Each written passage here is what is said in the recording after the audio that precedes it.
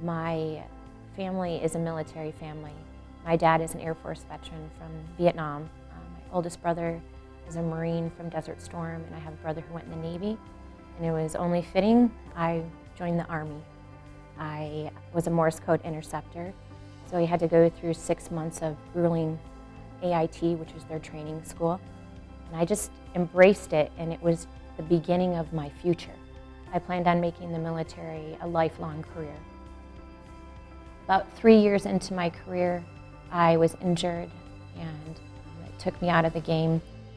The nightmares and some of the things that I struggled with began to rule my life.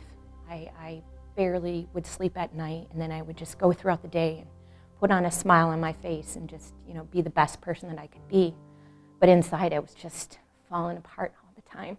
One day, the VA had a program where they brought us up to the National Ability Center, and I just fell in love with the place. The staff, they were so welcoming and so happy. You just wanted to be around that environment, and it was so different from what I was living with at home.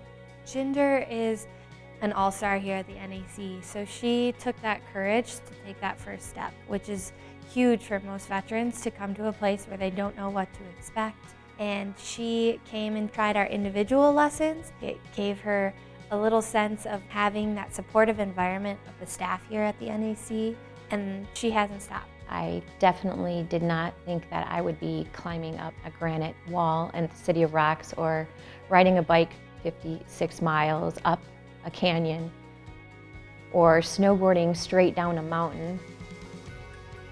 But with all these limits that I put on myself, the NAC has lifted them.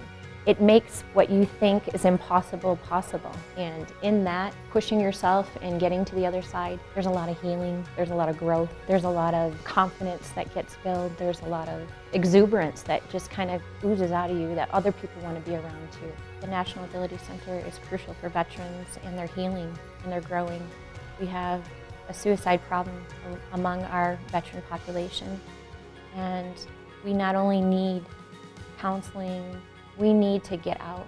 We need to be around nature. We need to push ourselves. We need to be able to have something to look forward to and to be around a positive environment. Camaraderie is something that we miss when we leave. And I've met so many awesome veterans through the NAC. So I'm grateful in many ways.